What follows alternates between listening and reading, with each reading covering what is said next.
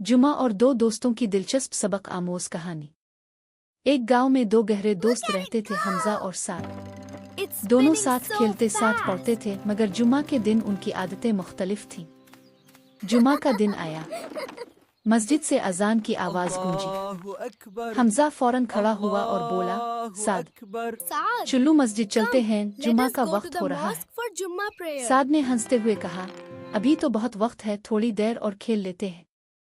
हमजा ने इसकी तरफ देखा और नरमी से बोला, मैंने सुना है नबी करीम ने फरमाया, जो शख्स जुमा के दिन जल्दी मस्जिद जाता है इसे ज्यादा अजर मिलता है और वो फरिश्तों की दुआ पाता है। साद ये सुनकर थोड़ा रुक गया, मगर फिर भी बोला, अच्छा, लेकिन मैं बाद में चला जाऊंगा। हमजा ने आहिस्ता से कहा, वक्त कभी वापस नहीं आता। वक्त कभी आज का वापस जुमा नहीं आता। दोबारा नहीं मिलेगा। आज का जुमा दोबारा नहीं मिलेगा।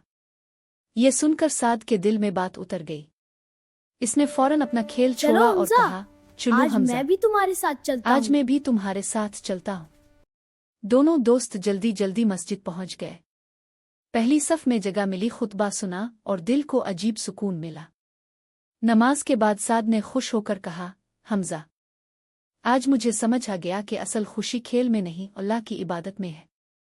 हमजा मुस्करा कर बोला, और असल दोस्ती वही है जो तुम्हें अल्लाह के करीब ले जाए। हदीस का मफहूम। नबी करीम ने फरमाया कि जुमा के दिन जल्दी मस्जिद जाने वाले को ज्यादा अजर और फजीलत हासिल होती है। The Holy Prophet ﷺ said that the one who goes to the mosque early on Friday gets more reward and virtue.